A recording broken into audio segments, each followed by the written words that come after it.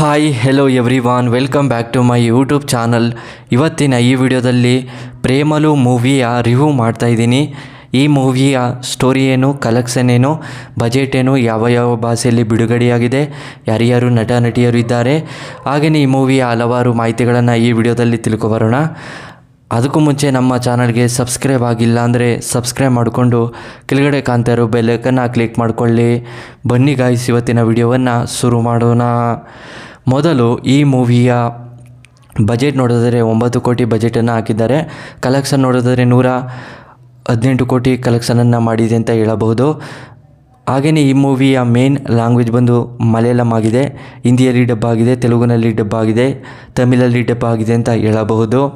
ಹಾಗೆಯೇ ಈ ಮೂವಿಯ running time ಬಂದು 156 ನಿಮಿಷಗಳ ಕಾಲ ಈ ಮೂವಿಯನ್ನು ತುಂಬ ಅದ್ಭುತವಾಗಿ ಕೊಟ್ಟಿದ್ದಾರೆ. ಬಿಡುಗಡೆಯಾಗಿದ್ದ ದಿನಾಂಕ ಫೆಬ್ರವರಿ 9, 2024ರಲ್ಲಿ ಬಿಡುಗಡೆಯಾಗಿರುವಂಥ ಸಿನಿಮಾವಾಗಿದೆ.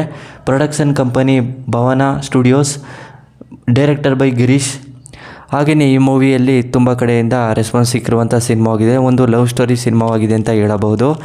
ಹಾಗೆಯೇ ಈ ಮೂವಿಯ ಎಲ್ಲಿ ಯಾರ್ಯಾರು ನಟ ನಟಿಯರಿದ್ದಾರೆ ಅನ್ನೋದನ್ನು ನೋಡೋದಾದರೆ ಮೊದಲು ದಿಲೀಶ್ ಪೊಥಾನ್, ಶ್ಯಾಮ್ ಪ್ರಕಾಶ್, ಹಾಗೆಯೇ ಫಹದ್ ಫಾಸಿಲ್, ಹಾಗೆಯೇ ಈ ಮೂವಿಗೆ ನಲ್ಸಿನ್, ಮಮಿತಾ ಬಿಜು, ಇನ್ನೂ ಹಲವಾರು ಆ್ಯಕ್ಟರ್ಸ್ಗಳು ಈ ಮೂವಿಯಲ್ಲಿ ತುಂಬ ಅದ್ಭುತವಾಗಿ ನಟನೆ ಮಾಡಿದ್ದಾರೆ ಅಂತ ಹೇಳಬಹುದು. ಹಾಗೆಯೇ ಈ ಮೂವಿಯಲ್ಲಿ ಮಲಯಾಳಂನಲ್ಲಿ ಸೂಪರ್ ಹಿಟ್ ಆಗಿರುವಂಥ ಸಿನಿಮಾವಾಗಿದೆ ಅಂತ ಹೇಳಬಹುದು. ಹಾಗೆಯೇ ಇಂಡಿಯಾದಲ್ಲೆಲ್ಲ ಕೂಡ ಈ ಮೂವಿಗೆ ಹಲವಾರು ಕಡೆಯಿಂದ ರೆಸ್ಪಾನ್ಸ್ ಸಿಕ್ಕಿದೆ. ಹಾಗೆಯೇ ಕೂಡ ಡಬ್ಬಿಂಗ್ ಕೂಡ ಮಾಡಿದ್ದಾರೆ ಅಂತಲೇ ಹೇಳಬಹುದು. ಡಬ್ಬಿಂಗಲ್ಲೂ ಕೂಡ ಒಂದೊಳ್ಳೆ ಆಡಿಯನ್ಸ್ನ ಇಷ್ಟಪಟ್ಟಿದ್ದಾರೆ, ಮೂವಿನೂ ಕೂಡ ಇಷ್ಟಪಟ್ಟಿದ್ದಾರೆ ಅಂತಲೇ ಹೇಳಬಹುದು. ಹಾಗೆಯೇ ಮಮಿತಾ ಬಿಜು ಅವರಿಗೆ ಒಂದು ಫೇವ್ರೆಟ್ ಮೂವಿ ಅಂತಲೇ ಹೇಳಬಹುದು. ಹಾಗೆಯೇ ಬೆಸ್ಟ್ ಮೂವಿ ಅಂತಲೂ ಕೂಡ ಹೇಳಿದ್ದಾರೆ. ಹಾಗೆಯೇ ಈ ಮೂವಿಗೆ ಮಲಯಾಳಂನಲ್ಲಿ ಸಾಂಗ್ ಕೂಡ ಸೂಪರ್ ಹಿಟ್ ಆಗಿದೆ. ಹಾಗೆಯೇ ಈ ಮೂವಿಯ ಒಂದನೇ ಸ್ಟೋರಿ ಹೇಳಿದ್ರೆ, ಮಾದೇವ್ ಅನ್ನೋ ವ್ಯಕ್ತಿ ಇರ್ತಾರೆ. ಮಾದೇವ್ ಅನ್ನೋ ಫ್ರೆಂಡು, ಅವರ ಫ್ರೆಂಡು ಮಾದೇವನಿಗೆ ಹೆಸರು ಮನು ಅಂತ.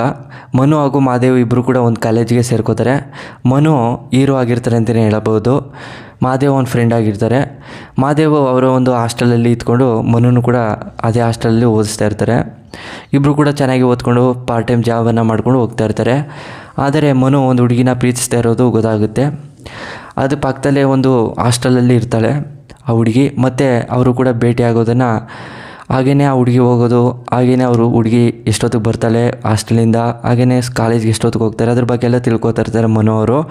ಹಾಗೆಯೇ ಮನು ಅವರು ತಿಳ್ಕೊಂಡಾಗ ಅವರಿಗೆ ಒಂದಿಷ್ಟು ಸಣ್ಣ ಹೆಲ್ಪನ್ನು ಕೂಡ ಮಾಡಿರ್ತಾರೆ. ಇಬ್ಬರು ಕೂಡ ಮಾತುಕತೆ ಎಲ್ಲ ಆದಮೇಲೆ ಒಂದು ಪಾರ್ಟಿಗೂ ಕೂಡ ಕರೆದಿರ್ತಾರೆ.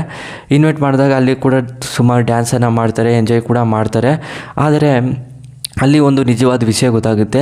ಮನು ಪ್ರೀತಿಸಿದ ಹುಡುಗಿ ಬೇರೆ ಹುಡುಗನ ಇಷ್ಟಪಡ್ತಾ ಇದ್ದಾರೆ ಅಂತ ಗೊತ್ತಾಗುತ್ತೆ. ಅದರಿಂದ ಮನು ತುಂಬ ಬೇಜಾರನ್ನು ಮಾಡಿಕೊಂಡು ಅಲ್ಲೇ ಡ್ರಿಂಕ್ಸನ್ನು ಮಾಡಿ ತುಂಬ ಎಂಜಾಯ್ಮೆಂಟನ್ನು ಮಾಡಿ ಅಲ್ಲಿಂದ ಹೊರಟೋಗ್ತಾನೆ.